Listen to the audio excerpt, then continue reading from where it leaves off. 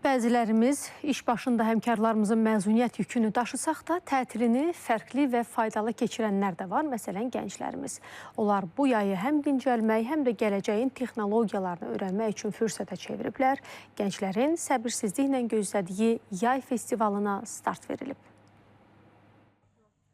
Şamaxı bu günlərdə gənclərin sevimli ünvanına çevrilib. Qurulan çadırlarda yeni dostluqların təməli qoyulur. İnnovativ ideyalar müzakirə masasına çıxarılır. Bir sözlə gənclərin səbirsizliklə gözlədiyi Yay Fest 2026-ya start verilib. Bu gəncləri qarşıdakı günlərdə həm yeni biliklər, həm də unudulmaz düşərgə həyatı gözləyir. Yayfest düşərgəsinə gəlmişik. Əslində bundan əvvəl bir neçə düşərgələrdə iştirak etmişəm. Amma Yayfest mənim üçün bir ilk düşərgə olacaq. Bugün artıq ilk günümüzdür. Bugün tələbələr çadırlarına yığışıblar və indi isə şəbəkələşmə vaxtıdır.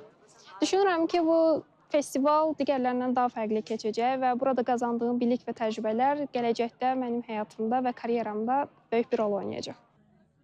Festival iştirakçıları süni intellekt, rəqəmsal həllər, startup ekosistemi və gələcəyin peşələri ilə bağlı praktiki biliklər əldə edəcəklər. Yay Festdə 8 tematik düşərgə təşkil olunacaq. Hər biri 5 gün davam edəcək düşərgələrdə ümumilikdə 2000-dən çox gəncin iştirakı nəzərdə tutulur. Bəs gənclər bu festivala necə seçilib?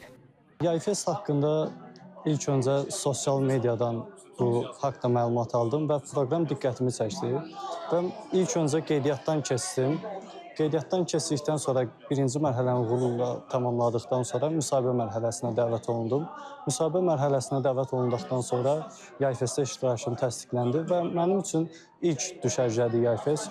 Çox belə maraqlı gəlmişdi mənə. Hal-hazırda onu yaşayıram. Burada müxtəlif insanlarla komanda işimizi, bacarıqlarımızı inkişaf etdiririk.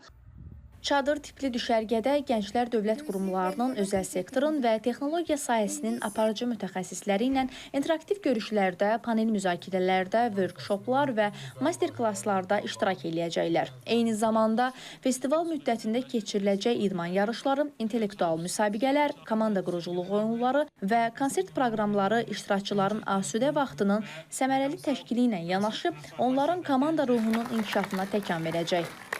Bu eyni zamanda dövlət gənclər siyasətinin əsas prioritetlərini özündə təşviq edən bir platformadır.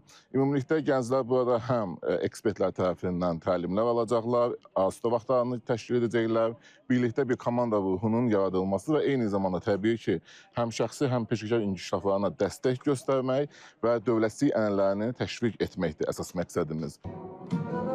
Qeyd eləyək ki, düşərgədə iştirak ödənişsizdir və hər bir gənc yalnız bir düşərgədə iştirak eləmək hüququna malikdir.